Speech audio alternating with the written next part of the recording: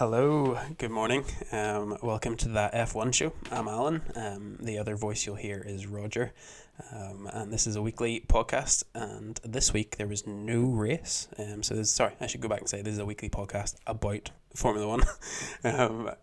This week, no race. Next week we're to Imola. So thank you for tuning in. Just want to start by saying if you haven't already, please subscribe or follow this podcast. It will just make sure that you don't miss it, and it'll be in your you'll get a notification every week when it's released at 6 a.m. on Monday mornings. So without further ado, we'll hop straight into it. No race week this week. Maybe it's because I was a bit excuse me. Maybe it's because I was a bit busier last week, but it didn't seem as long a week as the first break. I don't know about you, Roger. How do you feel about that? Has it been a long week without a race? Yeah, I think that's been, well, I think lifestyle this week has just been busy, and then with the being Easter holidays, so happy Easter everybody as well who's listening. Well, Easter will have gone this week when you're listening, but Easter Monday if you're listening on the Monday morning. But yeah, no, it seems, I think because we had race week 1 and 2 so close, it seemed like a big gap, but now we're back to the normal race on, one race off, one race on sort of format. So, but yeah, can't wait for Imola next week and get back at it, the action. So it's going to Yep. be it's going to be good. But it's been a great start to the season so far. Good 3 races. Loving it. Yeah. So we have a break obviously this week, then we race next week, then we have another break, and then we have 3 races in May. So Oh, come on, exactly. get in. Yeah. What a good May it's going to be. Absolutely. Yeah, it's Great. gonna be great. I just when I said absolutely there, um, have you realized that I say absolutely like every other a minute? It's terrible. So apologies for anyone who's picked up on that, and I'm sorry for Absolutely. notifying you of it now because it may be all you hear. I haven't noticed. I haven't noticed, Alan. I But suppose maybe just me listening to it back. I obviously yeah. hear it. So Oh, if no if problem. that's if that's not the only thing that I say all the time, please let me know so I can get better. Maybe Or maybe people we can love it. start to play bingo. As they're listening, or like if they're driving to work or something, they've got a coffee. They're doing like their own sort of coffee drinking game on the way. Every time Alan says absolutely, it's like, Beep the way. horn. Yeah, toot the horn. That would be great. Or maybe if, I don't know, where other people will listen at the gym. If they're at the gym, it's like, okay, every time Alan says absolutely, it's like Grunt. drop drop and do 10 burpees. Yeah, or grunt during a during a press. Just, Oh, sorry for that sound in your ear as well. um, so we're that's amazing. Wouldn't it be, what do you call a person if someone's doing a bench press and the person behind them, a spotter. spotter? Imagine they were the one who just went, ugh. Sorry, to visualize that. Anyway, Formula One, Alan.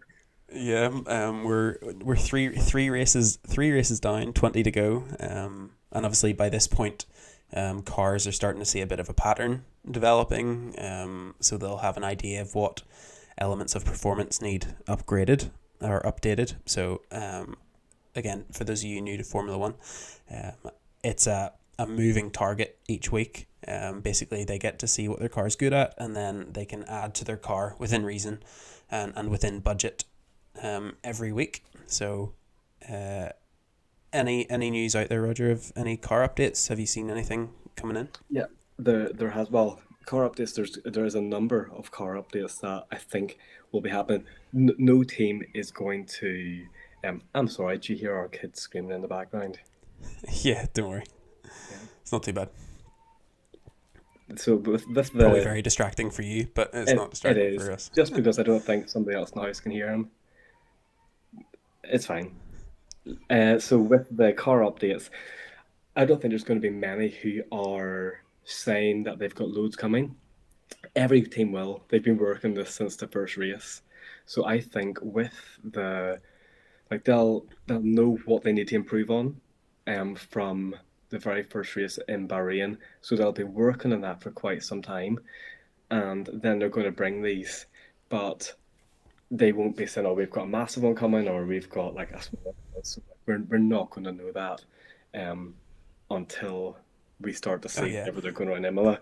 But And what I they have, very rarely they'll very rarely say this is what we've upgraded. It's very much on you to find out. They're not going to be like, here's how we're going to make our car better, so you can go do the same. yeah, They're obviously just going to do it in private, and then it's onto the scrutineers on the internet and in the pits to figure it out. yeah. One of the things I did love though this week that I seen, I'm not sure if you've seen it, Alan, was an interview that somebody had with Otmar.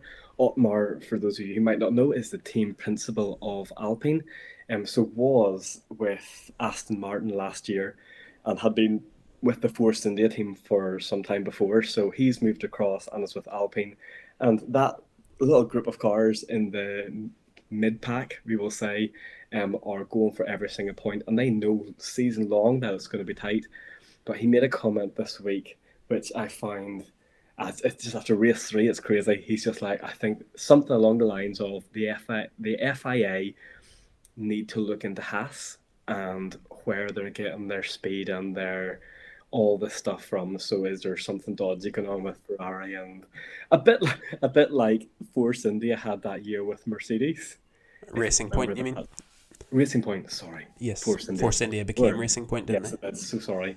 Yeah, so Racing Point. So whenever it was Racing Point, like they're just like, oh, it's just a pink Mercedes. Like they look the same, they are performing the same. So he, and he was the guy who was in charge of the team at that point, which is so funny because he knows that cars can take so much from another car. So he is now saying at Alpine that the FIA need to look into Haas and why Haas are doing so well. Obviously, with the huge link to Ferrari doing well, but just interesting that early on that the games have begun within team principals and teams. But we know last year Haas said that they were taking last season as a complete write-off. They weren't even going to touch the car at all. That they're putting all their energy and money and everything into this year's car, which is why they're expecting uh, to do better, which they clearly are, and is clearly ruffling Otmar's feathers. So it's but yeah, so I think it's interesting. And I can just imagine Günther Steiner's reaction. I'm not going to do a terrible German accent. But you can just imagine him sauntering around the paddock, just happy with their first three races, and then gets a text just saying, we'd need to do bleeps, and that's "Yeah, for his.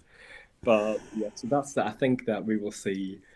Um, Actually, we'll put in. There's some social media questions that we asked uh, on Instagram yesterday, and a number of people who are following gave their vote on one. But let's just put the one now that we said about car updates in as we're talking about car updates. So we asked everyone who they thought would like which car would have the biggest upgrade now that we're back technically in Europe, with the Italian and Imola Grand Prix. So with that, we had Instagram only gave me four options. So we had Ferrari, the top four at the minute as it stands. So Ferrari, Mercedes, Red Bull, and McLaren."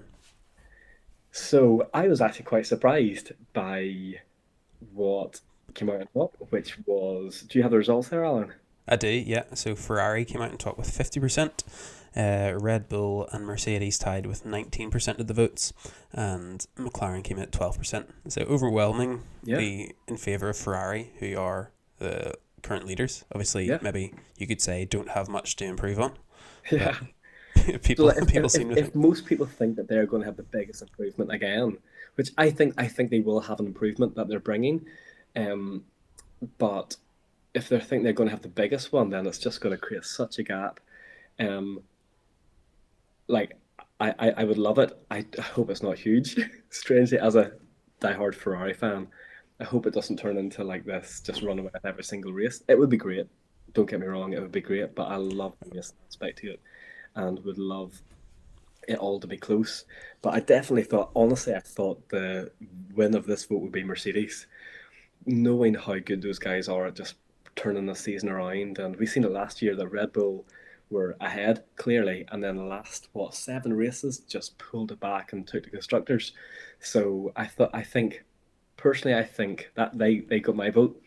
That I think Mercedes will make a big upgrade. Okay. They have to. They definitely do.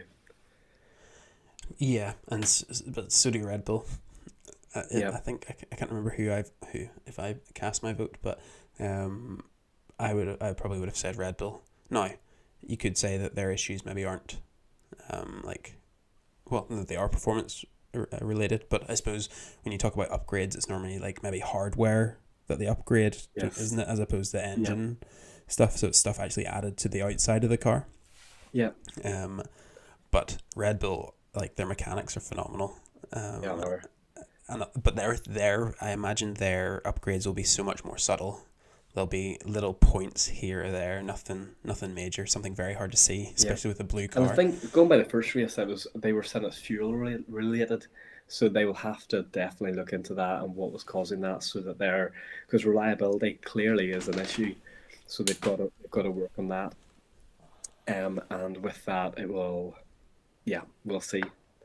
But McLaren could also be if McLaren get a good upgrade, they could challenge um, and climb higher and higher, which would be great. I would love a four car Yeah, it would battle. it would it would be incredible knowing that because obviously with the last number of years when it's been a two-horse race, or say Max and take example Max and Lewis, it gets to a point where it's just because it's just the two of them, whoever's in front just needs to copy whoever's doing. So like they could have all the strategy in the world, and then Mercedes are like, no, we'll pit lap 12.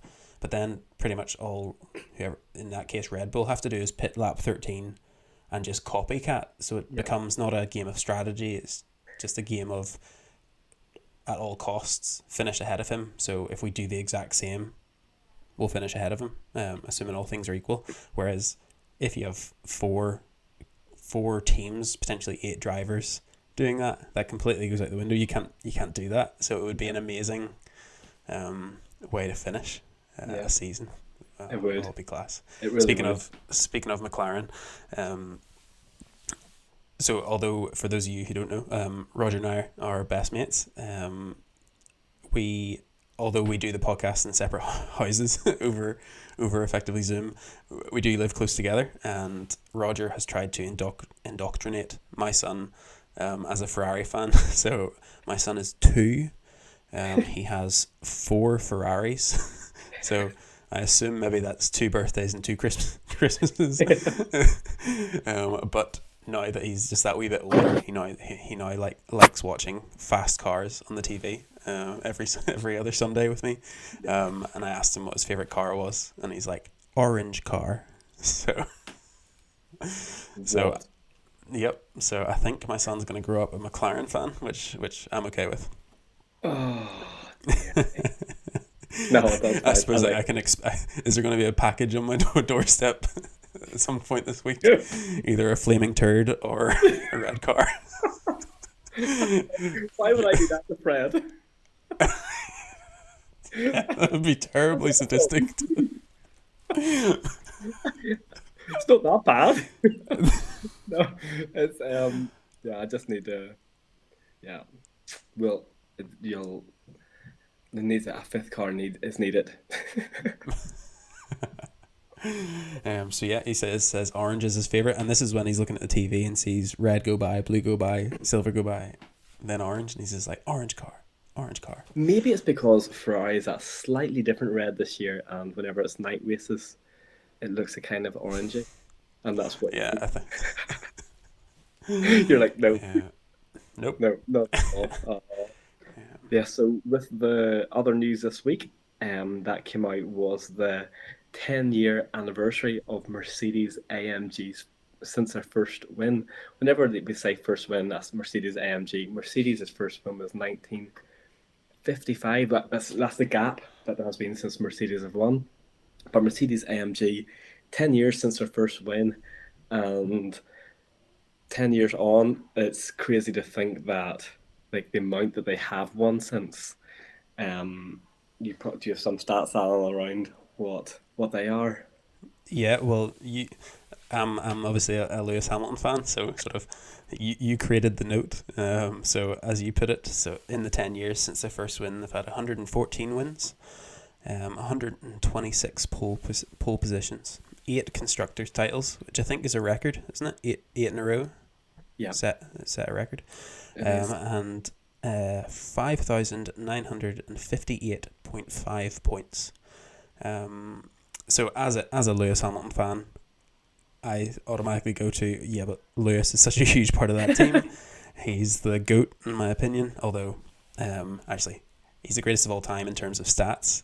I think it would have to go for Michael Schumacher as the greatest of all time. More just because you see how he elevated the game. Yeah. Lewis Hamilton came into a post Michael Schumacher world, Yeah.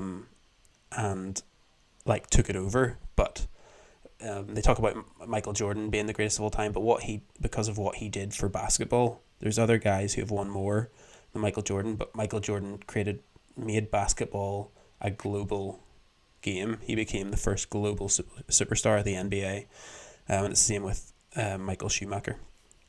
He became the first, or he made it global. He was so dominant that everyone around the world started taking notice, and he did so much for that team. He could have won more, gone to a better side, a better team, and won more initially, but he went to a struggling Ferrari, who he helped get better. So that aside, Roger has frozen. Let's see if we can get him back. His internet has gone down. But yeah, so 114 wins for Mercedes in the last 10 years, but 82 of them have come from Lewis Hamilton. Obviously, Lewis joined, I think, in 2013. So he joined like a year or two after they started. Of those 126 poles, was just me. Nice. Sorry, if you're watching online, if you're watching on YouTube, you'll notice that Roger's gone. His signal's dropped down.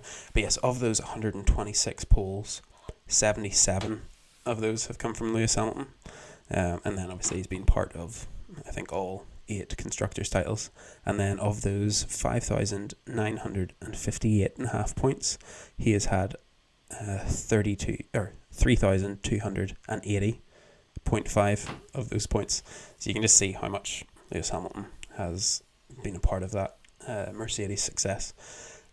Sorry, I know a lot of you probably aren't Lewis Hamilton fans, especially those of you who have come in the last couple of years and you don't want to support the leading driver. So I'll move on from Lewis Hamilton. But yeah, congratulations to Mercedes for the last 10 years of success. So next week we're back racing, thankfully, at Imola, which is in Italy. So obviously a big Ferrari race, but it also starts the first sprint race of the season. Welcome back, Roger. So sorry, Wi-Fi cut. No, don't worry. I'm so sorry. No, I'm sorry. back.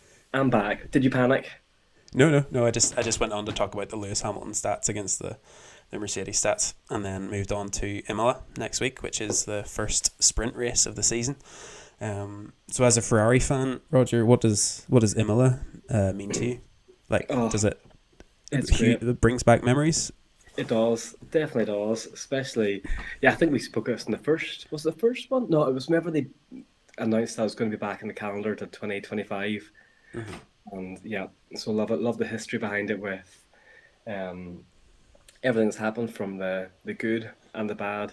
Whenever I say bad, I mean more sad than with Senna and some of the other drivers as well. But it's a great track. It really is. And hopefully, a lot of people, not a lot, I'd say, like there's fans out there who don't love it because they think it's really poor for overtaking and you can't do much overtaking. But hopefully all that will change with the new car designs and how they're easier to follow. So with that, I think it's going to be a really good Grand Prix. And did you chat about the sprint? Yeah, so I was just going on to that. So to start with, there's 3 sprint races this year. So the first is next weekend at Imola, and then at Austria for later on in the season, and then at Brazil, which I think is the second last or the third last race of the season. So for those of you who don't know, last year was the first time they trialled this. Drive to Survive didn't actually highlight the sprint race that much. It sort of just brushed over it. It maybe showed Did. sort of one of Yeah, them, you're right. but it didn't really make a big deal. I suppose that's because it didn't really have that big an impact over the season. Yeah, Ended up being, I think Bottas won one of them, but like it didn't change how the season ran. It just yes. created a different weekend. So basically, a sprint race is 100 kilometer dash in quotation marks because like, well, in terms of a Formula One race, it's a sprint. I think it's like 25%. Is it? Is that how much it works out at? Yeah, around that, yeah. Yeah, so 25% of a full race they race on a Saturday. So there'll be normally there is free practice 1 and 2 on a Friday, and then free practice 3 on a Saturday morning, qualifying on a Saturday afternoon, and then the race on a Sunday. So this will happen basically free practice 1 on a Thursday. Is that how it works? Yep. Free practice 2 on a Friday and qualifying on the Friday afternoon. Yeah. The qualifying then sets up for the sprint race. So how you finish in the qualifying determines how you start the sprint race on the Saturday, and then how you finish the sprint race on the Saturday is how you start the Grand Prix on the Sunday. Yeah. I think that all makes sense. Yeah. So there's been a few changes to it. Last year, there was extra championship points awarded to the top 3 in the sprint race. So 3, 2, 1. This year that's changed to 8 for the leader. Oh, good. And That's a good change. yeah, and points are awarded all the way down to 8th. So 8-1, which means Okay. there's a lot more points on offer. Yep. And it means the sprint races will actually have a greater impact on the season. Because if you get 8 points for winning the sprint race and start first for the Grand Prix, obviously you could potentially skyrocket yourself up the leaderboard depending who does that. So obviously you like that change, judging by your I do. reaction. I think that I just think like these guys race for points, first, second, third. Everyone after that last year, it's not that it's pointless, but it seems like it's Well, it only benefited 2 teams last year, really. yeah. So and there's so many other people who are trying to push up so they can start the Sunday race better if they didn't have a great qualifying, but at the risk they could actually end up in the back. Like I know a Silverstone signs went off, Perez went off, and they were then spending so much time trying to gather ground, which is good. It's good. Like I personally am a fan. It's so much better than a third practice. So I really like it for that. But I love that they give it a little bit more points to it. It makes so much more sense. A bit like the Formula Two. It's definitely good. It really is. Do you know? Have they said yet? Would they do a fastest lap point? Not for the sprint race, I don't Okay. think. Okay. Yeah, no, I don't think so for the sprint race. One thing they I have. think they should do that because the sprint the fastest lap point in the Sunday race often goes to someone who pits late and tactically does it, so you know they're sort of going to get it. Whereas in the 100 kilometer sprint, nobody comes in really for a pit stop, so it Yeah, really you goes actually, down. yeah, you don't have to pit, Yeah, which you is a don't big have to. thing. So if they don't, then they can, which no one really does. It really goes down to who, as the fuel gets lighter, can still get the most out of their car. So I think a point for the fastest lap in the sprint would be a good thing, and they should give it to anyone, not just top 10. So Okay, yeah, actually, a point could go to one person if they wanted to pit and finish last. yeah. Well, that But that I would agree with you in there. That as well as for the Grand Prix, that would be great. Just it means more points available. Therefore, yeah, you could have. But then I suppose, could you see it as unfair for someone who's come in last, hasn't had a good race on low fuel, just to stick on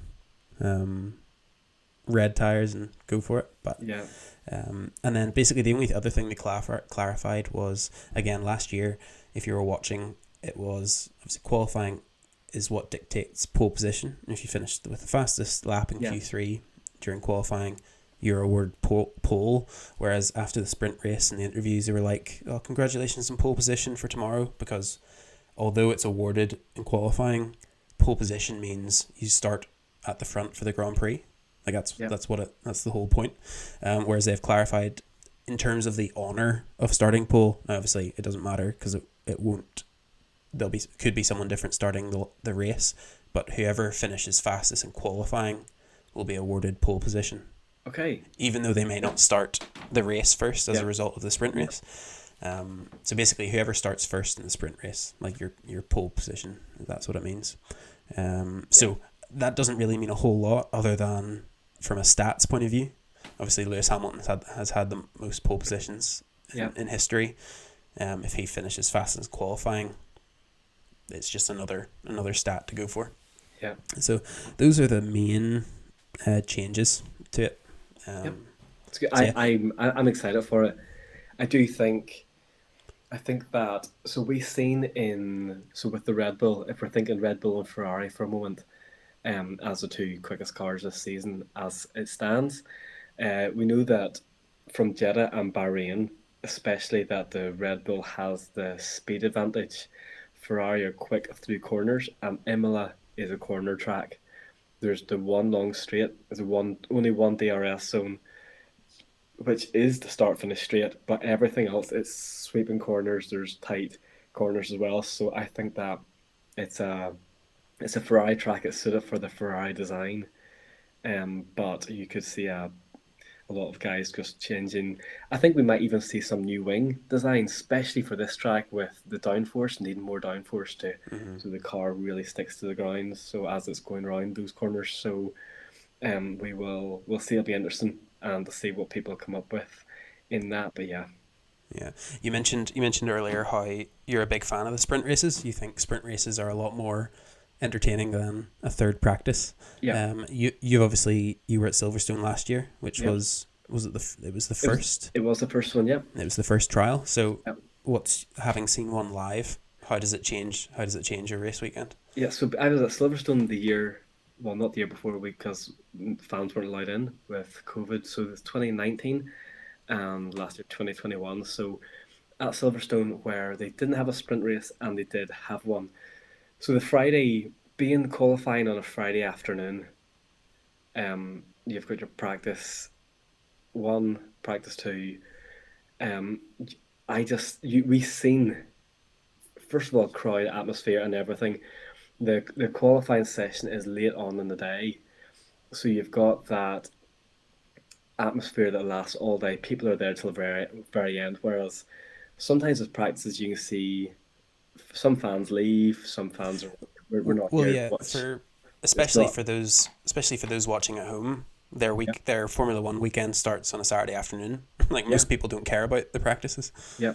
I love watching it all. I normally have it on the background while I'm working, from home. But it is. You're right. Most fans will watch qualifying and they'll watch the race. Whereas with it just opens up a whole other dynamic for the audience.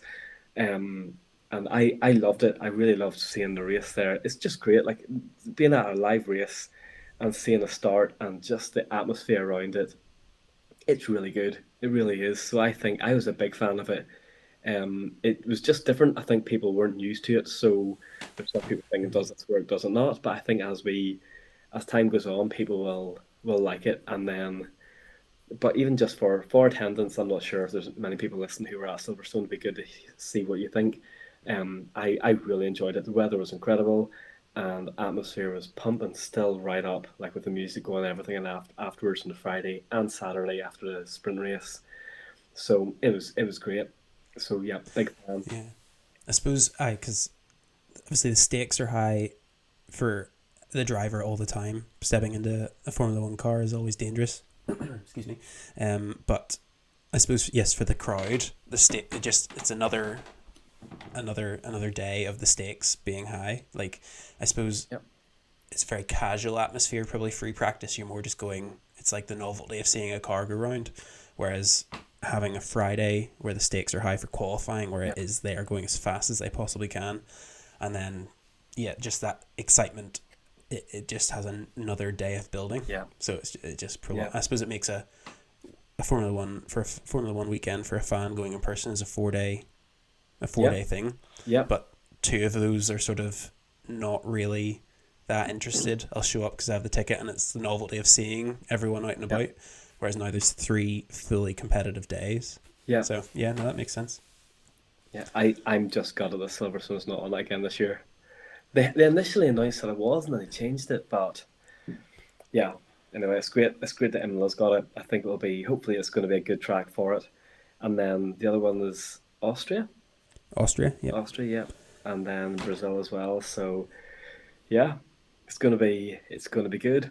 Um, So just before we move on, for a person, obviously of the two, I haven't been to. Actually, no, that's a lie. I went to one day of Monaco, but that was a free practice, so it was sort of a novelty to be there, and then yeah, we left. But, what for me with live sporting events, you obviously see so much more on TV. You hear the overarching stories and underlying stories develop because the commentators are so good at showing yes, you all the action.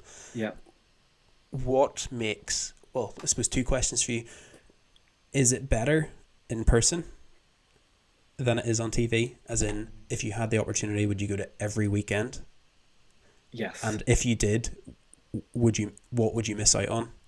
And yeah, so just for the person who hasn't gone to Formula One, yeah. why would you go So other than that just seeing the celebrities? it's so true what you're saying about. So there's some sports that you'll watch and you know it's better on TV because you get more, as you say, commentary is there. You've got all of that stuff. Unless you're at something like a tennis match where you're watching and you can see everything in front of your eyes, or even football match, you can see when they score a goal, all that stuff. Well, even now in football, you've got VAR. Like you can be sitting in the stadium and not fully know what's going on. Whereas at home, you do. You get to see the lines and everything. You don't get that with Formula One. So what is great, depending, um, so I know for us at Silverstone, so we get the little ear, so it clips onto the side of your ear, and you can tune in to hear the circuit commentary. So there is actually people there Uh, who commentate on the whole race. They tell you everything that's going on.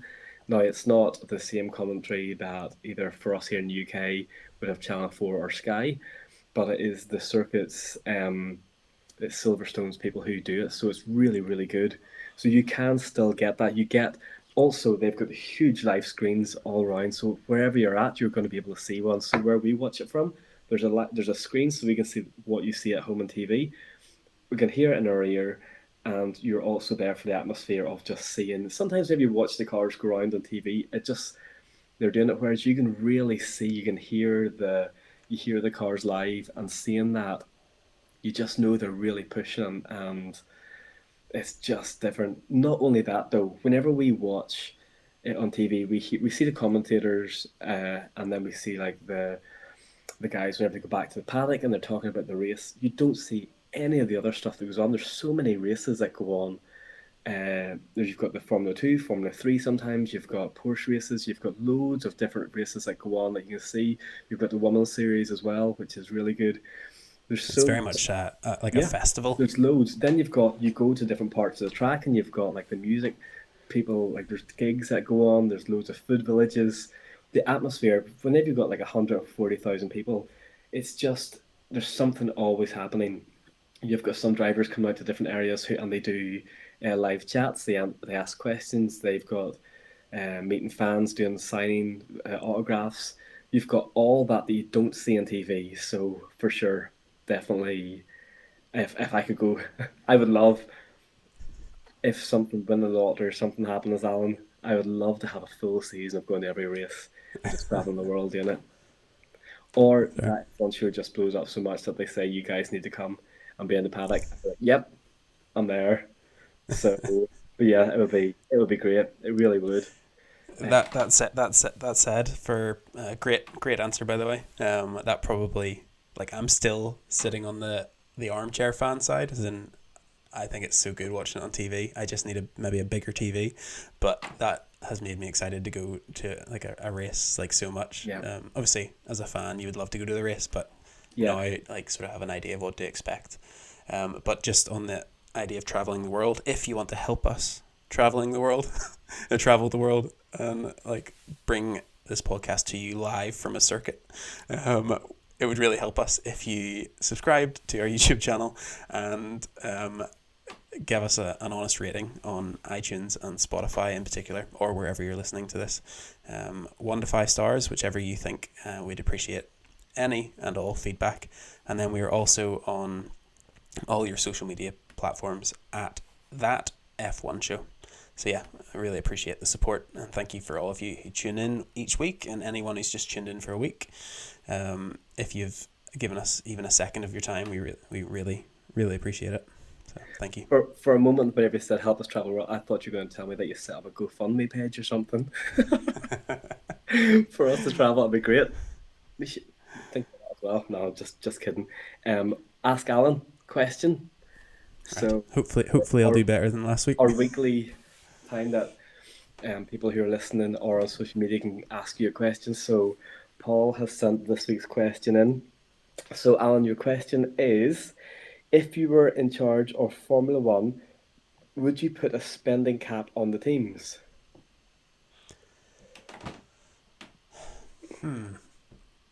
My immediate answer is like no, but then you just get into a position where we have been this year. So my official answer will be yes, I would put a spending cap on. To explain my no, um, obviously without a cap, you would see incredible. We already see incredible innovation each year, but without a cap, can you imagine what those cars would do? The downside to that is sort of what you get over the last 8 years, or I suppose actually probably 12 years, because it was 4 years of Red Bull before that. Is one team, or a couple of teams, or a few teams at the very top who excel, and it's pretty much slim pickings for everyone else. So with that in mind, and it's what they've brought in. No, I have no idea on the details of a spending cap, and I wouldn't know how much to cap it at. I Yeah. don't know if it's a 200 million or 500 million, but I think you have to. Its benefits are showing this year, where the teams are brought a lot more closer together and in line, and there's so much more competition on the track. So absolutely, I would. Good answer. Good answer. Um, just flipping it on you. What do you think? I think that a cap of some sort would be needed, or else it would just get. So we can see, even if you look at football, you've got the likes of those teams out there who are. So now the whole chat is like Newcastle United. How much do they have now? Can they just spend all the money, or is there a limit on it? I think it's the same with every sport, and Formula One's one of those sports that for engine manufacturers are there to really push performance. So the more they are given to do that, the better for us, because they find out different things about road cars, they find out all this stuff. So if you were to clamp that right back, does that keep a limit on development globally? I'm not too sure. So I think it needs a cap of some sort, so that one team just doesn't have like loads and loads and loads, and then it's just not racing because you've got a team who's miles out in front.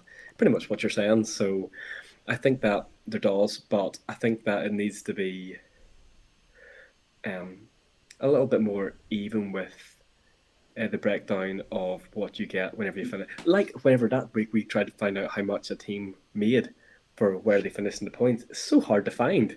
Like, Mm. and then you don't know how much as well they bring in for sponsorship money and all that stuff. So there's so many unknowns and hidden things around it. But yeah, so I think some sort of spending cap is needed, but I don't know how you would limit that. So that's that. Yeah, absolutely. Yeah, without being in the trenches of it, Yeah. how do you do that? Just I think for future it would be interesting for Ask Alan if you're listening to this. And thanks PK for sending multiple questions. But if you're sending in an Ask Alan question, it'd be really interesting to know your answer as well. Oh So yes. whenever you send them in, send in your answer as well. So like for instance, last week, if someone was like, "Oh, if you were to a race team and were to have a sponsor on your car, who would it be?" Mine would be Under Armour for this reason. That would then, I think it'd just be really interesting to see different perspectives on it. So um, Yeah. please feel free to give your answer as well as your question. Yes. Good idea. And whenever people send them to me, I'll ask them as well. I'll do that from Yeah, now on. that would be Good, good. good idea. That's great, Alan. That is the Ask Alan for this week. If you do have any, send them to that F1 show alan@gmail.com, or you can just on social media send them in a direct message as well. I will pick it up and ask Alan next week or the week after. We'll put them on the list. There's a number more still to go, but yeah. Perfect. Great. Well, I think that's us for this week. This time next week we'll be breaking down we'll have broken down, and you'll be listening to our sort of reaction to the Imola Grand Prix. So can't wait to have that back. It'll be great. So yeah, good speaking to you, Roger. Thanks a lot. You too. All right, everyone. Thanks for listening. We'll speak to you next week. Cheerio.